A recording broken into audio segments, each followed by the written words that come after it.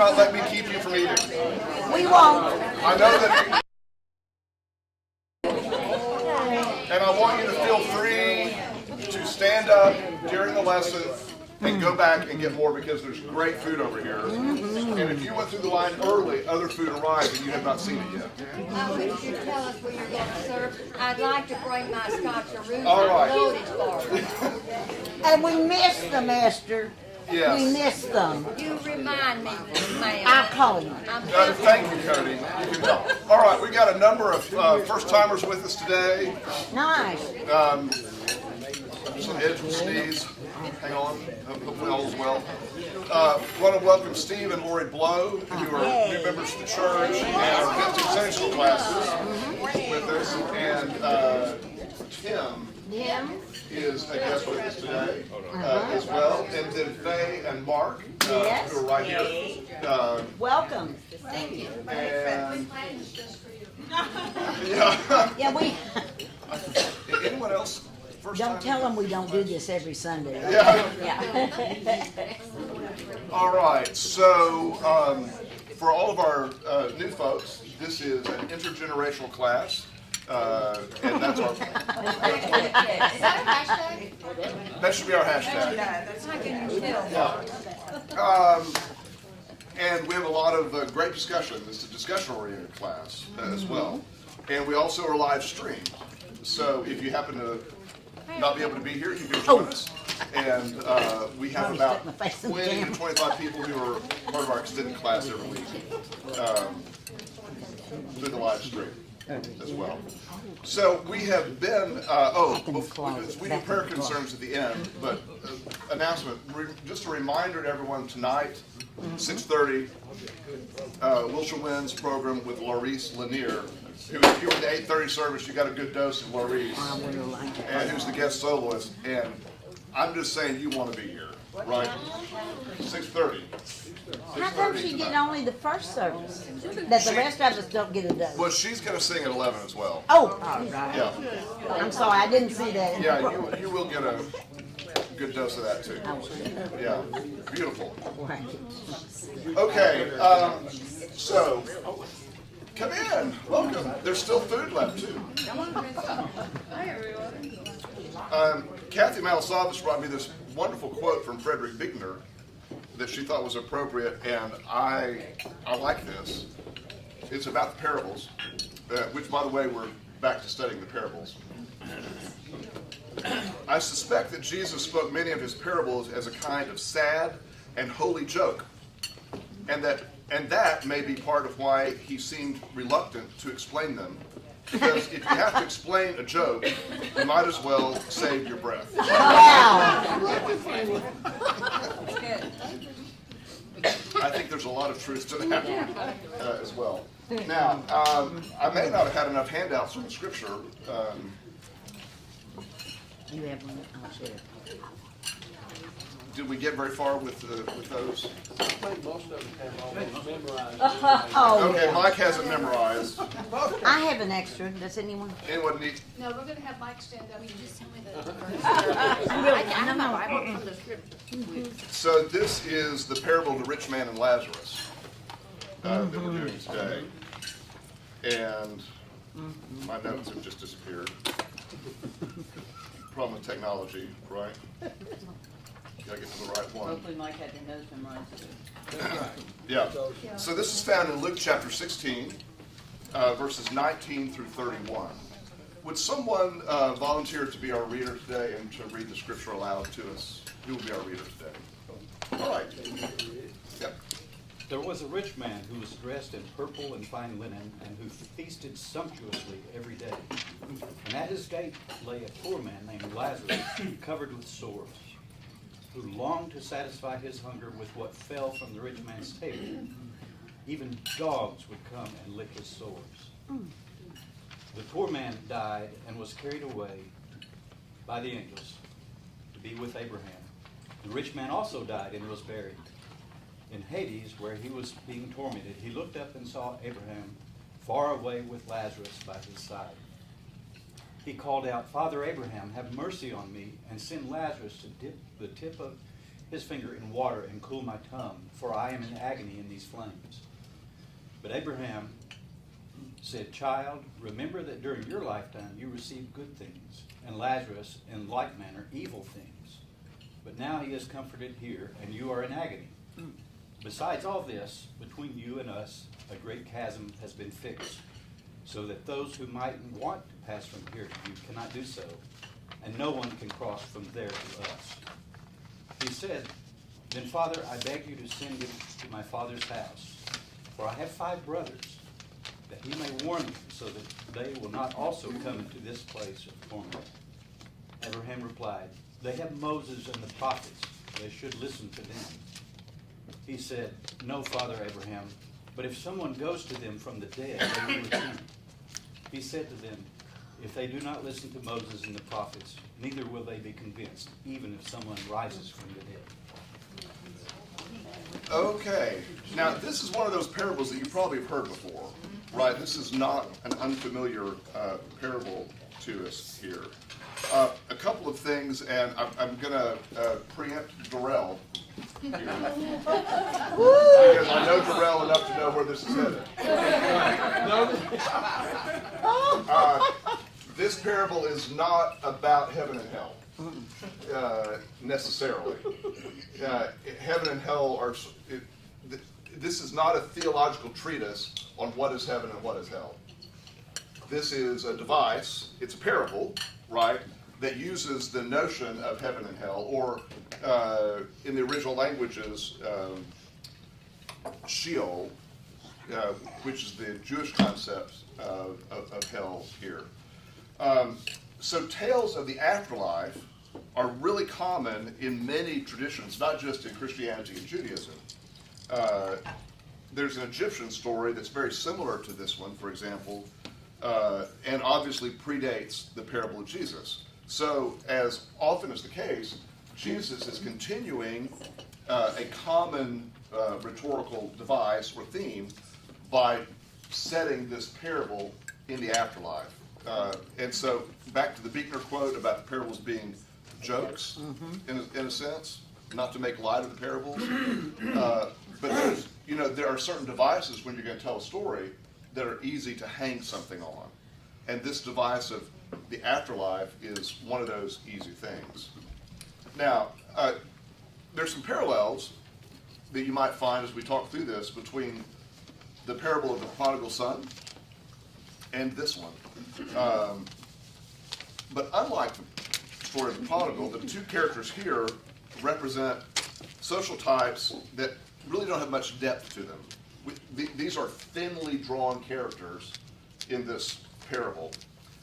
We have just mere sketches of who they are. So a caution is in order that we be careful not to attribute motives to either character that are not told in the parable, right? And so we want to talk about their condition, and we can extrapolate some things from this. There are some themes that emerge that transcend time, but we don't have a complete psychological profile on either Lazarus or the rich man, right? So caution. Now, a couple of textual things before we get into our larger conversation. We talked before about how sometimes the English translations miss the mark, and we lose something in that. And this is the case in verse 20 in particular on this. The NRSV, which I've given you, and the NIV, which some of you read, both begin verse 20 with the words, at his gate. The Greek there, however, begins, and some poor person. And some poor person. And the Greek word here is the same word used in the Beatitudes, blessed are the poor. Blessed are the poor. The poor in spirit as well. So the focus in the text is not really on the location, being at the gate, it's on the economic condition of the man here, Lazarus, right? And then later, there is the direct contrast to this, some rich person. So the way the story is told originally, the characters are introduced to us as some poor person and some rich person. All right? So it's about economic status in this case. Now, if you're reading from the NIV, it gets this even more wrong.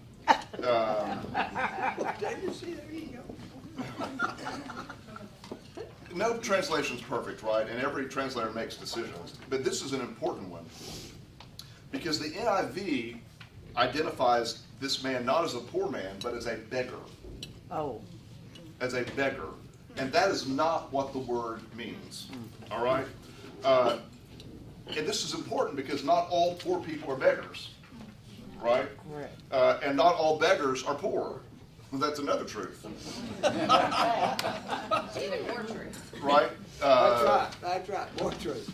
Yeah, so this Greek word that we use here appears 34 times in the New Testament, where it describes people in states of poverty, most of whom do not beg.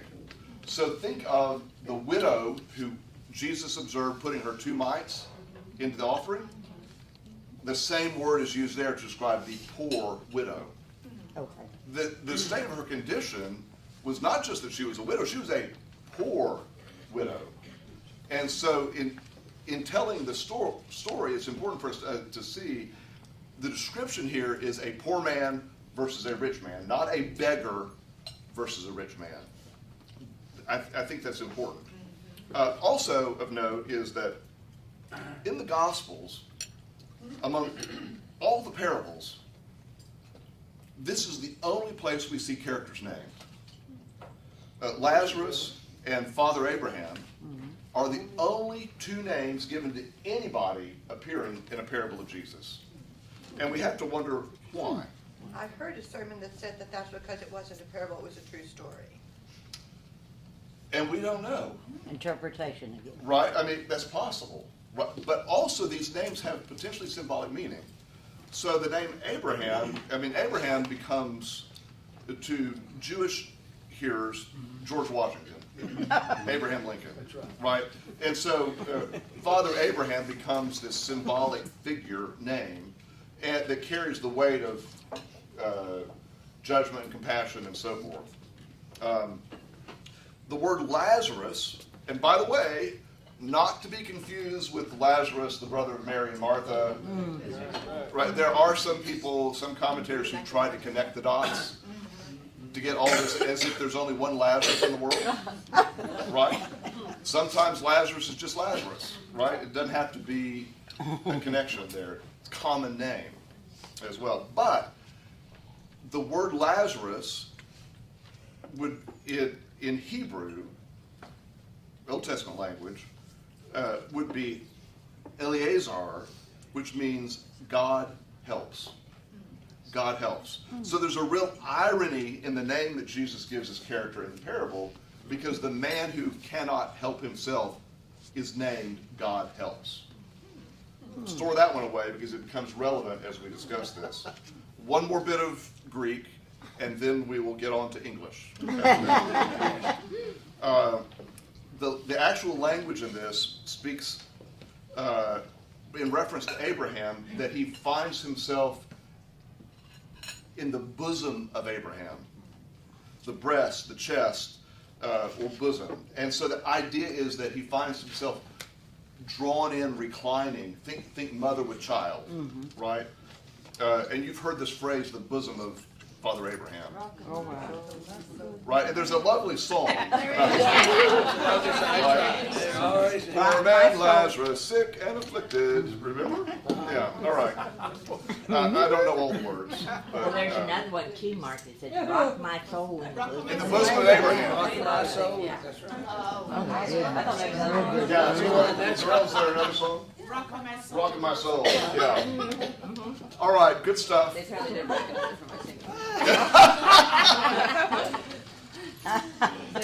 All right, so here's the first thing now, with all that background, hopefully not scaring you off too much from this, what is the sin of the rich man? What is the problem with the rich man that he's used in the parable of Jesus as the antagonist? What is this man done wrong? He was mean. He was mean. Yeah, it's Ain't not no like he was mean. rich, but he was rich and very mean. No. I think the only thing you did wrong was not helping Lazarus. Okay, Darrell says mean. Linda says the only thing he did wrong was not helping the poor man. Terrence, selfish. Yes. Selfish. Carol Ann? I think his main sin was that he didn't believe the prophets.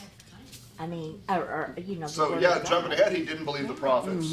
Yes, someone else? Well, he was just oblivious. He didn't believe. He didn't believe, that's right. So there's a lot we can pull out of this. Some of it's speculative, but parables are told to evoke ideas simply in this. There's some keys to the language here. The fact that he's wearing purple on a regular day, Oh, right, and not for a special occasion.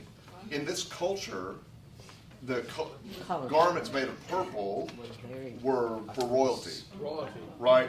And it was, I mean, it would be like saying he ate every day wearing a tuxedo, We wore a crown. right? And the feasting that, the word that's used here to describe the feasting talks about an elaborate celebration that would not be normally happening on a regular day of the week, right? This would be, every day was, I mean, this guy is living in a penthouse, right? And paying no attention to the poor people passing by on the street below him. This seems, Linda? Okay, my version, which is the message, Oh, I'd wait. says that he was dressed in the latest fashions and wasting his days in conspicuous consumption. Whoa. That gets a little close to home. it was Wednesdays at El So- Phoenix. So, Wednesdays at El Phoenix.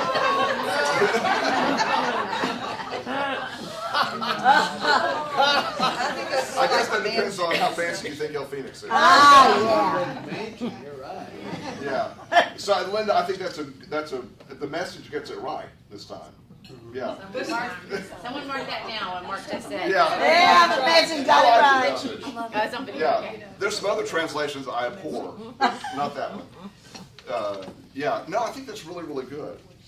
So the German theologian Helmut Thielich said this: there was a rich man. These words themselves indicate that there's something wrong in the life of this man, for it is a terrible thing if the only and ultimate statement that can be made about a person is that he was rich.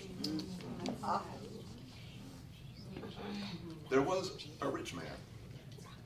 Not there was a good man, there was a kind man, there was, if the only thing that can be said about you is that you're rich, you're probably not rich in anything else, right? The rich man, we have no evidence that he's abusing Lazarus in any way.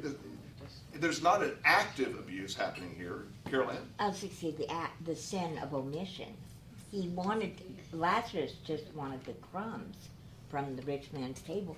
How could anyone eat like a pig every day and not share with somebody that's starving to death right outside their door? Well, that's an excellent All the question. time. And yet it We should ask happens. ourselves that question every day. So the rich man is, Carol Ann's right, this is not a sin of commission, it is a sin of omission. The rich man is simply there in his own world. One commentator says, hermetically sealed off from the suffering of the poor. Wow. Hermetically sealed off from the suffering of the poor. Hello, suburbs. Right? Nor is Lazarus painted in particularly virtuous colors. He also is simply there. He's lying by the gate in a derelict world that is still recognizable to us, this commentator says.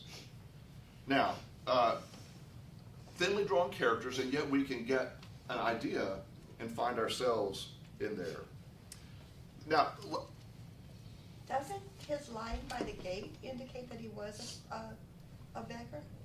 Isn't that what beggars did? that's an excellent question, and perhaps, yes. I want to come back to say that the main identification given of him is he's poor. And by virtue of being poor, he may be a beggar in that case, yes.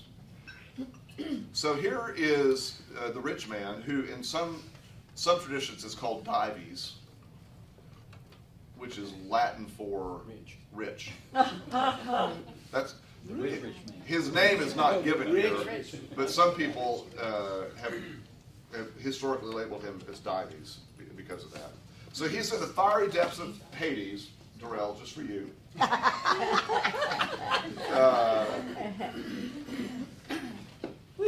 And there, you would think, if the flames were hot enough, it should be obvious to him that his position in relation to Lazarus is no longer one of superiority. And yet, the man continues to make demands even in hell. He thinks people are there to serve him and he thinks he can strike a deal. He can negotiate. I thought the request wasn't demanding, he was asking nicely now. Yeah, but he's not in a position to ask for anything. Right? That doesn't mean he's not in a position to ask or should not ask, you can still be helped. You're signing a nice character to the man. But he didn't say pretty please, he just said, send this boy. So you still get the sense of someone who is used to ordering people around, right? And getting his way as well. There's an assumption of entitlement on his part and the insistence that his brothers must have special treatment if you'll only send someone to them. A visit from the dead, like Ebenezer Scrooge, right? It wasn't Christmas. Surely my family is important enough that you would send someone to tell them. Are they rich too? Well, I would assume so. I would assume so, right? Now, here, Or we could look at it as him having compassion, even though he was suffering, he didn't want the rest of his family to suffer. I mean, I don't think We that could has see to be him a as horrible compassionate. request. I would probably do the same thing. For his although family. I won't be there. right. Not for anybody else. Yeah, but not for anybody else. So, I'm back to the question, what is the sin of the rich man? And I want to propose to you that the sin of the rich man is not seeing Lazarus. Right. Not seeing the poor among him. Back to that idea of being hermetically sealed away, right? So, I remember Jacob did a sermon on this parable, like when he first came here, and he was talking about how the rich man was not as bad as some of us because he actually knew Lazarus' name, and many of us don't even know the name of those that are suffering. Or That was don't just give them a that name. was Jacob Topper, not me. Okay, I That's thought it a was sin of interesting. omission, you Yeah, don't give that's- them a name, that's so good. they're just there, or. I just thought it was interesting. It was like one of his first sermons when he first came here. But it was really good. So among the Zulu people in Africa, there is a common greeting that's used, and I will probably not pronounce it well. Sawubona. How do you spell that? Have you been with the Zulu? No, I was gonna say, Mboni. I verified this. This is really a true story. Cool, well, the It's only not one just I can internet think myth. of is Mboni, but that's a lot easier than yours. And this African phrase means, I see you. So rather than saying hello to you, what I'm saying is, I see you. I recognize that you're there, right? And the other person replies, Nikona, which means, I am here. I see you. I am here, right? And as the rich man looks out his window at the impressive entrance to his mansion, his mantra really is, I don't see you. Therefore, you're not. Therefore, you don't exist. And what Lazarus hears is, I am not seen. I am not seen. The deeper meaning of the Zulu response with this is, until you saw me, I didn't exist. I didn't exist. And so I want to posit that the greatest sin of Lazarus that sets this whole story up is the failure to, of the rich man, is the failure to see Lazarus. The failure to see someone beyond himself and his family and those of his status. Follow me? But he had to know Lazarus had been there. He saw him, but he ignored him. he didn't, you know. it was You can like- see people sorta and like- not acknowledge them. Sort of like what's the other, I just blanked out.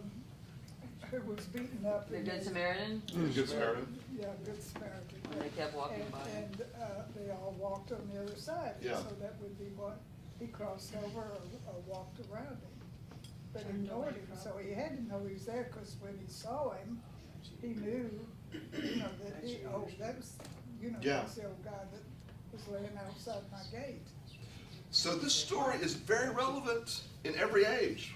It's like the shopkeepers who want the homeless people chased away from their doors. They find them distasteful. Right. Yeah.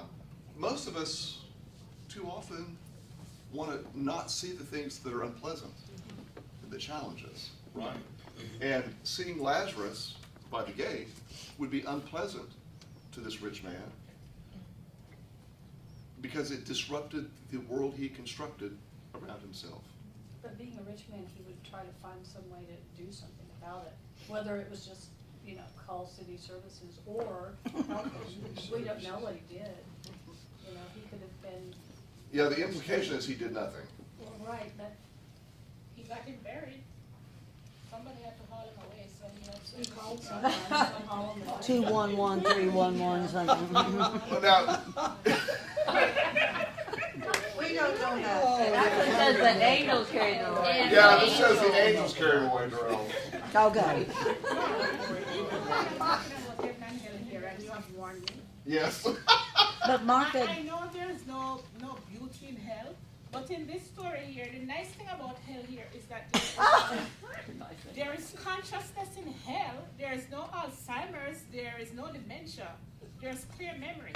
So you can, when you go to hell, you remember everything. So even the rich man, when he went to hell, he was conscious even though he was tormented.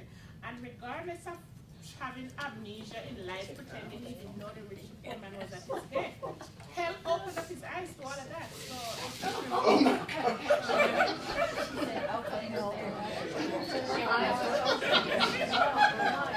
but it's still going on today. We're still ignoring people. It's still going on today, Mark. Yeah. I mean, society, maybe not you and me, but society, and somewhat ignores it Yes. if they want to. All right, so this leads me to my next point. We're all ignoring the thing over here except for one person. Pay no attention.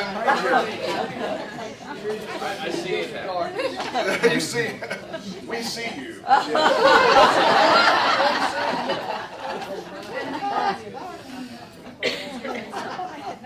So one of the things this parable gets to is we've got to have a conversation about God's preferential treatment for the poor. You cannot ignore this in the scripture. Old Testament, New Testament alike, we see God expressing a preference for the poor and the outcast. And we've got to stop and ask why, certainly in an American culture that gives priority to those who pull themselves up by their own bootstraps. Mm-hmm. Why is God this way? And it's ironic to me that so often the very people who say they treasure God's word the most so often ignore this character trait of God or fail to emulate it. Do you know what I'm saying? The people who bang the Bible the loudest and declare that it's God's inerrant, infallible word on TV, right? Every chance they get, overlook the poor. They choose not to see the poor among them and among us. Send them money. What'd you say? Yeah. Lord can't send them money. Well, speaking of, if you've not, go look this up. Jim Baker's back bilking people over the TV waves. Oh, no. Yeah, he's selling end times food buckets. Come on down. No, Is Tammy Faye with him? I thought he changed after all that happened. Like, No, so they're these big plastic buckets with, of course, it's a mixed up theology because I think he probably believes in the rapture and would, So he's selling it to the people that are planning on being left behind. Poor folks that are left. The end times. Want this tequila. Not the end times, the end times. Soy milk. If you're gonna be here, you might as well. And he's got this thing about these buckets. You can, it's tasty, high quality food that you'll have during the tribulation. To munch And on. and you also are going to need a bucket Why? because you won't have a place to dispose of your waste. Oh, You're going to need a bucket to sit on. one stop does And all. it floats Oh, in case you're in the water. and where did you buy this? Where did you, what post office I'm not box? making this up. I am not making this up. This is real. We should be. Okay, so what I'm saying is, Son of a we gun. get really messed up on this stuff, right? Here's a quote from one of the commentators I read that I think is helpful. End of time bucket. God does not love the poor because they are good, but because they are low. And they respond to God not because they are good, but because they have no other source of help. Go back to the story. Lazarus means God helps. Jesus tells the story about this poor man whose very name indicates the point of the story, God helps. Now, and remember, just a few chapters before this, about 15 chapters before this in Luke, we have the Magnificat that he reports. Oh, And remember what Mary says, he has brought down the powerful from their thrones and lifted up the lowly. He has filled the hungry with good things and sent the rich away empty. Now, this is a very clear and ever-present teaching in Scripture. And how do we deal with it? I think most of us deal with this by thinking of ourselves as being poor rather than rich. Because the easy way to deal with it is to read the story and say, I'm the poor man. And sometimes you are the poor man. But sometimes we're also the rich man. None of us are always the poor, and none of us are always the rich. There's always someone better off than you, and there's always someone worse off than you, right? How very hard it is to see ourselves as Lazarus. I'm sorry, as the rich man in this parable. We want to see ourselves as Lazarus, right? Well, it's like when Jesus told his disciples that it was hard for a rich man to get into heaven. Yeah. And they said, well, then who can be saved? Yeah. So the Jewish New Testament theologian I've quoted a good bit before, Amy Jill Levine, says of this particular story, the good news to the poor that Jesus proclaims in Luke chapter 4 is that someday the poor, we readers, will live in the heavenly high rent district, Abraham's bosom, where we can watch the rich, those not in our immediate group, suffer forever. That this reading offers pie in the sky rather than food for the hungry does not seem to bother most folks. Say that again. That this reading offers pie in the sky rather than food for the hungry does not seem to bother most folks. We're more concerned about our destination and status than about the present reality of other people who we don't see around us.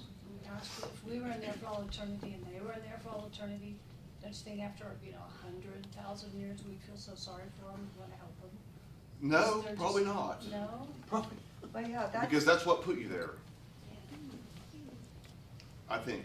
but the thing that bothers me about this story is that it's like inviting you to enjoy the rich man's suffering. Schadenfreude. The word that George used in the sermon this morning. what?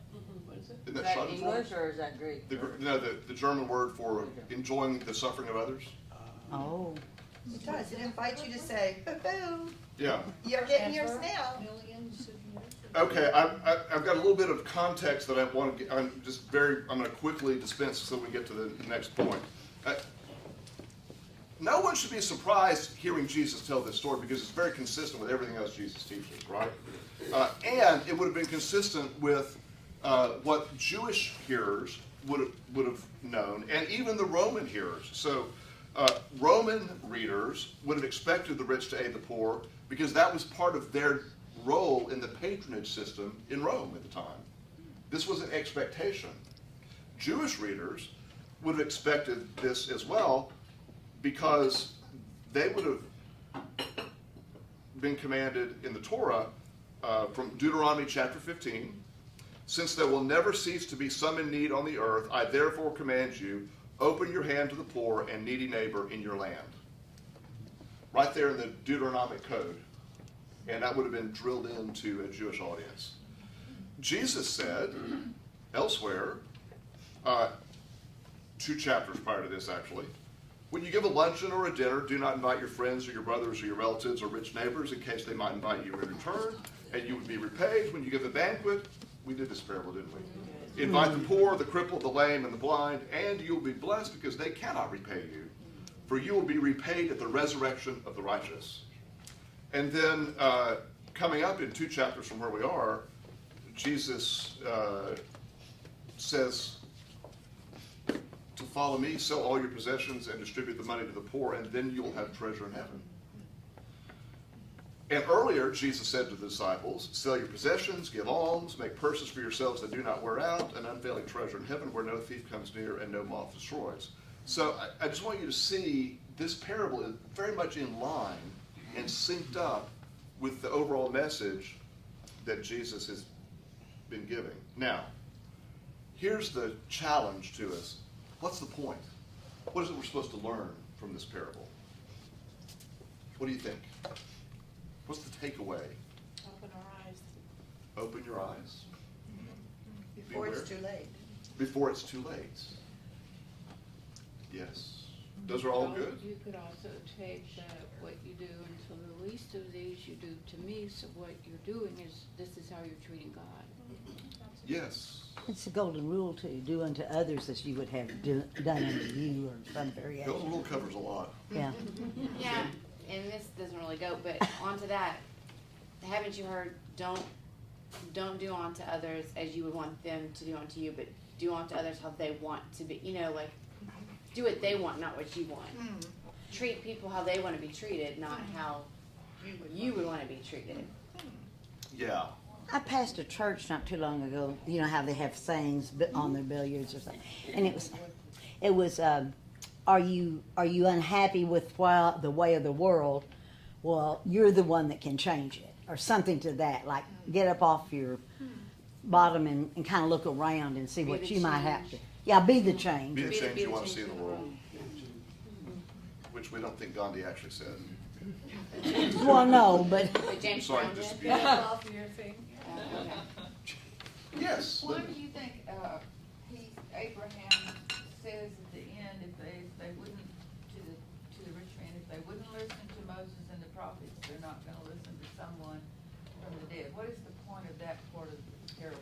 Yeah, so I think that's something we struggle with, right? Because what the rich man thinks is his family members who didn't pay attention to the prophets in their lifetime, if something extraordinary happened, a visit from the dead, that it would change them, right? And the answer seems to be they've been given everything they need, and they've chosen not to see it or to hear it. Helen? Excuse me, English literature lingering from college sounds like foreshadowing to me. When Christ rises from the dead, not everyone will believe him. Yeah, and I think the takeaway from that is that there is a time limit. There is a time limit on understanding and paying attention to what's going on around you, right? We talked the last 2 weeks about judgment, and this parable sort of gets into that in a sense too. There's only so much time to get it right. There's only so much time to get it right, and when we are focused only on the wealth and appearance and ego of the world, we are not fitting ourselves well for heaven. Seriously. Right? There's a biblical scholar named Gary Anderson who says there's a rabbinic tradition of drawing down one's treasury in this world. Yeah. Okay, so the economic idea here, Peter, is you've got a bank of credits that have been given to you. And rather than hoarding them, you should draw down on them so that at the end of life, you've given away all the credits that you have. But too many of us want to hoard them, save up for them. And the line is, the rich man had enjoyed all the fruits of his labors in this world, and as a result had nothing left in the world to come. He was so focused on being comfortable in this life that he had no preparation for the life to come. Right? It's the same thing. I mean, the other economic principle is not saving leaves you destitute at the end. And here's a man who is spiritually destitute because he's put nothing in the spiritual bank. Another commentator says, wealth establishes its own insulation from the poor and therefore contains the seeds of its own undoing. This man cannot buy his way out of hell, and he's been able to buy his way out of everything else, probably. Yeah. Now, before you get smug and say, well, that's not me. I mean, we can think of plenty of people it is, right? The parable speaks to well-off individuals and churches, which, though not exotically rich by Western standards, are insulated from the suffering of others by the many accoutrements of abundance. It is addressed to religious communities that have inherited the biblical language of poverty and lavishly appointed churches in which to talk about it. Wow. Say that again. Yes. It is addressed to religious communities that have inherited the biblical language of poverty and lavishly appointed churches in which to talk about it. Look around you. It's very easy for us to be pretending we're the poor people. Right? Not if you have our eyes open. Not if you have your eyes open. Does this address the thought, it's not a parable or anything, but you've always been told to do charitable things, whether it's money or gifts, and not boast of it? Is this anything to do with that, or am I missing the point a little bit? Not exactly, but Okay. I think it certainly would be I mean, a I don't compliment to know, it, right? but no, most people don't boast of it anyway, but you know, just, if you've got this. Easy to disagree. But I mean, you're right, but I mean, like, if you put something in Adam's basket, or you Yeah. you don't have to, I mean, you don't come back to this room and say, well, I put everything in Adam's basket today. Well, here's a direct parallel to that. I think when we get to tax time here, we're going to get a little more evidence of that because due to the tax reform, there's for the average American, there's no longer going to be an incentive to itemize charitable deductions. Correct. Because the standard deduction you get is higher than what most people would have claimed out of charitable deductions up to a certain income level. And so for many of us in this room, who there previously might have been a tax break to give to the church or give to any kind of charity, Yes. Will we still give anyway? Yes. Thank you. But for some people, no, right? Right. I think that's motivation, obviously. Yeah. You know. Yeah, but it's one of those things. Are you giving for the tax break? Right. Or are you giving for the cause? Yeah, but that no one knows it. So I mean, if you have been giving, say, and you either decrease or you don't at all, that's not one of those things that all of us will see. So you might be thinking, well, no one will ever know. And certainly there are a lot of what I would call marginal Christians who sort of are cultural Christians, just like there are cultural Jews as well, Yeah. right? And I think this whole parable calls into account the question of, are we really being changed? Is there any tangible difference in the way we live our lives because of what we know of the prophets and the teachings of Jesus? If not, we're going to find ourselves bankrupt at the end of time, I think. One of the commentators I read ended by asking this question: has the risen Lord had any luck in getting us to listen to Moses and the prophets more attentively than the rich ones in this parable? Has the risen Lord had any luck in getting us to listen to Moses and the prophets more attentively than the rich ones in this parable? I want to add in closing that this, I think, is a parable that speaks to us not only individually but corporately. As a church, as a state, as a country, as global citizens, we have a responsibility to see other people around us and be moved by that. A lot of the protests that are happening now are because people feel like they've not been seen, right? Both ways, right? So you have coal miners in Appalachia who think no one understands their suffering, and they were not seen. And so we're going to start a revolution over here. Now you have immigrants who say, no one sees me. Or you have fill in the blank with that. The root of all of this, I think, is a failure to see other people around us and to do unto others as we would have them do unto us. I think. Last thoughts, anyone? Isn't that the political divide that's embroiling our country right now? I believe it is. Yeah. I mean, Yes. where's the easy answer? I don't know. Open your eyes, pay attention, love other people, get out of your penthouse tower and pay attention.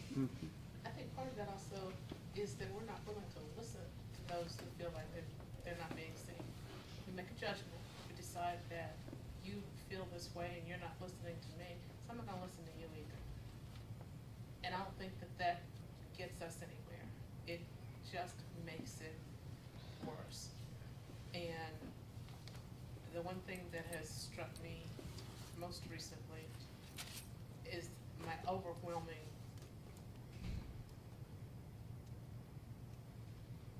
seemingly that there's no kindness in this world.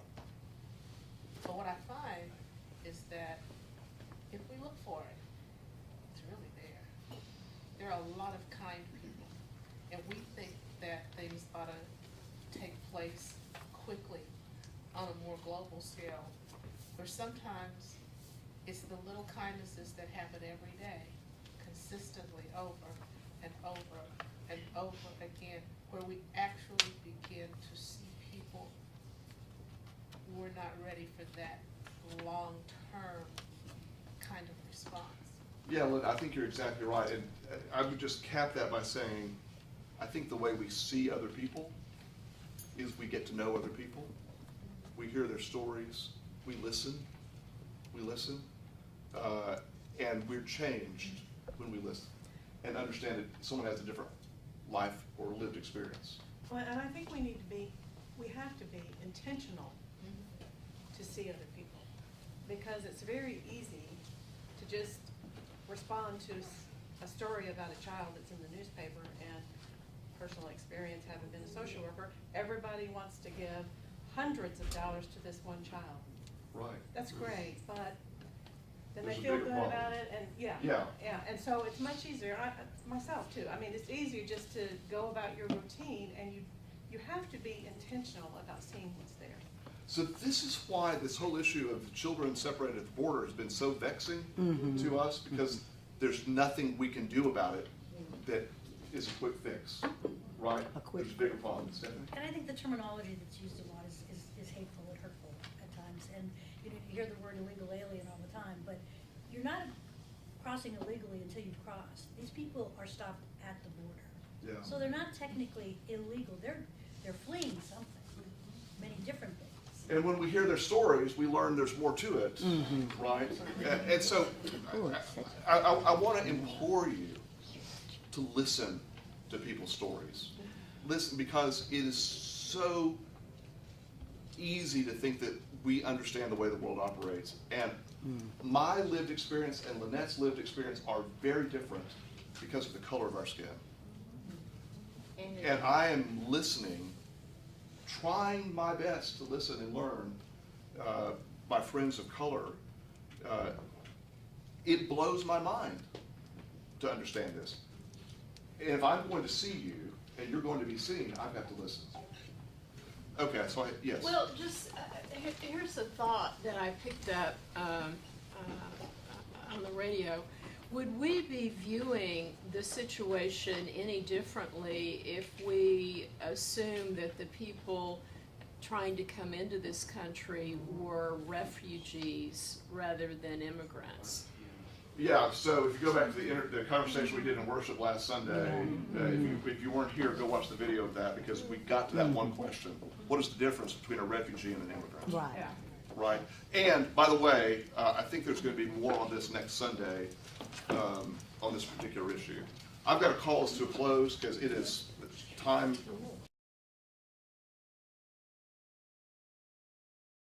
We miss you. Yeah, we miss you. All right, as we close off from the